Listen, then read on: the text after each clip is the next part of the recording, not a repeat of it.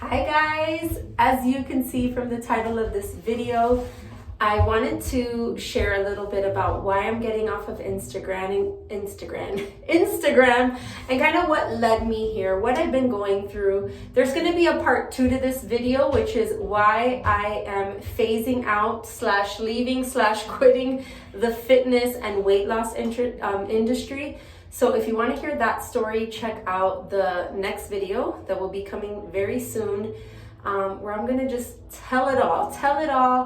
I think the decision that I made to get off Instagram is definitely it was kind of leading up to this, like how I kind of distanced myself from the fitness industry, kind of started changing the content that I was talking and posting about on Instagram. And to be honest, I have been sharing my daily life for almost 12 years, or really when I started my fitness, like my coaching business, I started like daily vlogging on Snapchat, and then it led to Instagram stories. And it's probably been maybe like, I've been online for 12 years, but I've been Instagramming, like daily vlogging, for probably like 6 years. And I'm just tired.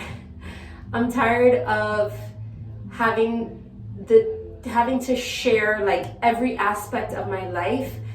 And it's not that I need to, but it's kind of like an addiction, and I feel like I just can't live in the moment, because I'm so always in like content creation mode that I will be doing something that is so amazing and I'm like, oh my gosh, this would make a great video, or I need to share this, rather than living in the moment. And I've been feeling that tug at my heart for a long time, but it's not that I've ignored it, but honestly, it's like an addiction. Honestly, it's like an addiction.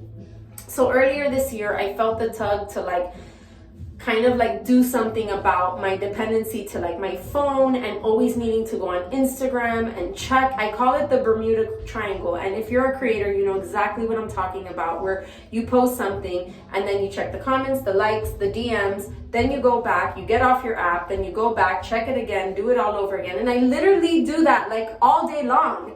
And it's embarrassing to admit it, but I know I'm not alone in this, so I want to openly talk about this, but it's absolutely insane, and I do it all day long, and it's driving me crazy. It drives me crazy. And even when I would do it, it would drive me crazy, but it's almost like I couldn't control myself. It's just like, it was so compelling. So earlier this year, I said, I'm not going to go one more year with this dependency and addiction to my phone, to my social media apps, namely Instagram. And I bought a book. It was called How to Break Up with Your Phone. And I started practicing mindfulness, like being in my car, not using my phone, like not reaching for my phone, just like looking around in my surroundings, going to like doctor's appointments and not being on my phone, in an elevator, not being on my phone, and really trying to practice that mindfulness. And obviously being in, the car with my husband, and trying to not be on the phone, and just being present. And so I definitely have made major improvements since I decided to be intentional about changing this habit, and it feels really good. But it's the kind of thing that you take like 5 steps forward and then 10 steps back, because I would be doing so good, and then I'd have another day where I'm just like on it, and it's like, okay, back to square one. But I understood, and I give myself grace that that's how this process is gonna be. Guys, I'm treating it no different than like drug addiction. And I know it sounds crazy saying it, but it's kind of like, it's not our faults, right? We're all kind of going through this. We're dependent on these devices. We don't know how to interact. You look around, you go to restaurants, places, and everyone's like this, you get together with your family, and eventually everyone's like this, and it's this Twilight Zone thing that's happening to all of us, but like no one can really like control it, because we're like all in it. It's really crazy.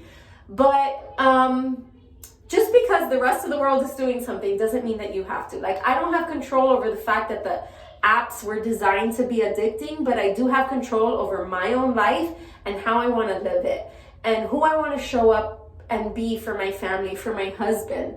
Quite honestly, my husband is just tired of it.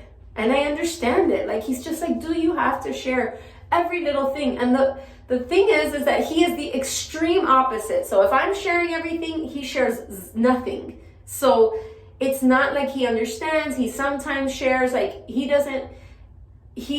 just doesn't, not that he doesn't see it, because he lets me be me. Like, he's always like supported me, but it's taken a toll. Honestly, it's taken a toll. And he's called me out on like not being present, and he's right. Like, he's so right, and it breaks my heart. The other day, I'll tell you something very personal. Oh, I could get emotional just thinking about this. But we were driving home from the beach, and we were in separate cars. And he was like, let's talk on the way home. I'm like, yeah, let's talk on the way home, because I met him there. And so on the way there, we were just chit-chatting away.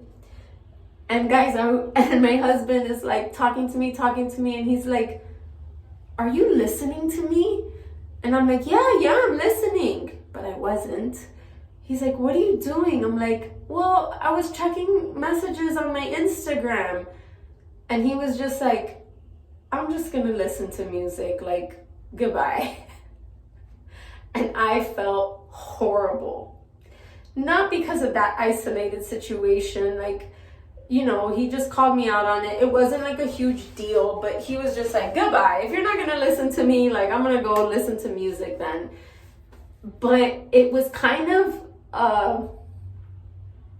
a reality check that, like, here my husband is trying to have like this moment with me, and I'm like distracted looking at Instagram. Like, how crappy is that? And especially, like, he wanted to connect with me at that moment, and my attention is elsewhere. That happened a few months ago, and I felt really bad. I felt really bad about that. And all these little things just kind of were like tugging at my heart that change needed to happen. And anyways, I recently, this is that other video I said I was going to share with you, that about why I left the fitness industry. Like, pretty much I'm phasing out of my Beachbody business, which it started this year. Like, I'm not phasing out, like, I'm just not going to build it anymore, and it will just fizzle. I am still a coach, but I am not building that business, and I'm not pushing that business anymore, and I'm just taking a different direction. But anyways, why 30 days off of Instagram?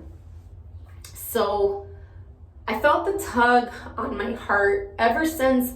See, the reason why I was so dependent on like Instagram stories is because with Beachbody, I had to meet like a monthly quota. It was just like a requirement, a sales quota. You had to get those sales, and it would take me the whole month of promoting, click here, sign up there. Like, it would take me the entire month to reach that goal. So it was almost like I couldn't take a break, or I couldn't like not post, because that was like me advertising every single day. And the idea of like taking a break could have never happened, because I would have not hit my sales quota if I did that. And I started transitioning to like email, but I just wasn't consistent with it. It's like Instagram stories is how I would make my income and my sales. And so I had to stay on the app, you guys. It wasn't something that I could like take a week off. I do take Sundays off, and I've done that for a few years now, which has been super refreshing. And it shows me that I can be off of social media, because I do it on Sundays, and I've done that for a few years. But since I transitioned and I no longer need to make these monthly sales quotas, I'm at a point in my life that I can actually like not be so dependent on like needing Instagram to make sales. Water break. So that kind of happened, which kind of prepared me to be able to do something like this, because if I was still doing Beachbody, like, I would have like wondered how I was going to make the sales that I needed to make. So just recently, I just on a whim, on a Monday, I just decided that's it. I'm going to set 30 days. I'm saying 30 days just because like it's a goal. I don't want to say like an indefinite day. It gives me something like challenge myself to 30 days, and then I'm going to reassess and see how I feel. Maybe for me, I can just share things like, hey, new video out, new recipe, but I don't have to daily vlog anymore. Like, I love connecting with Instagram, and like the women that I talk to, my audience is like 97% women. Like, I do love it, but it's taking a toll on me. Like, my thing is not struggling with like comparison and, you know, like following. I've been pretty good about who I follow and what I fill my feed with, but it's more about, I can't just live in the moment because I feel this need to want to share. And like I said, I'm getting emotional, and I know it sounds ridiculous to some. It may sound ridiculous to some, but it's, you know, like anything that you may be dependent on, like, I just want to take care of this, and I'm doing it for me so that I can be present for my husband, for my kids. And more than anything, I don't want to leave like my online business. I love creating. Like, that's the conversation I've had with my husband. My goal is to not like quit and disappear and hide under a rock now, but I want to just find a different way to do this. I believe I could have the best of both worlds. I can still create amazing content, connect with you girls, but it doesn't have to be in a way where I'm a slave to my phone. It doesn't have to be in a way where it's every single day. I remember the first family that I knew that daily vlogged on YouTube were the Shaytards. And I remember thinking, guys, there was a time where the idea that somebody would post a video every day was like, what? Who would watch that? Who would watch a daily? That's a lot. Do you guys remember that? Like, do you remember thinking like a daily vlog? That's a lot of content. Like, back in those days, people were doing like once a weekers, twice a weekers. Like, hey, join me Monday and Wednesday on my YouTube. And then somehow this culture of like everyday vlogging emerged. And I swear it's ruined all of the content creators because it takes a toll on you. And this is why you see so many like YouTubers coming out with videos like we need to talk and getting all serious and having mental health issues, because if you don't catch yourself, it could take a toll on you. Now, thankfully, I have the awareness, self-awareness, and you know, I have a supportive family and everything, and I can do this. And anyways, so that is the story. That's why I'm getting off of Instagram. If you've been feeling the tug too, you guys, do this with me. Just do it for 30 days and see how you feel. See how you feel about going on your phone all the time. Is it keeping you? Oh, one last thing before I go. For me, it was also such a big like distraction to do the things that I knew I had time to do, but I would just like waste time on my phone, you know, on social media, like insanely, like an insane amount of time. And I had convinced my husband that I needed a cleaning lady. I'm like, babe, I run a business, I'm building my brand, like I need a cleaning lady. I cannot keep up with the house. And then I had this realization again when the new year started that like, I'm just like not being productive with my time. Like I can handle my home. I'm a stay-at-home mom. Yes, I work, but like my work is like, it's fun work. Like, to be honest, like I'm making reels, I'm creating recipes. Like, it's not this like time consuming, like some of it does, you know, don't get me wrong, but I can do it. I can take care of my home and be a creator. Now, it's still on my bucket list. Like one day I do want it, but for right now, like I can do this. I can handle it. I have the time. Both of my kids are in school. Like I can do this. Anyways, it was a mindset shift.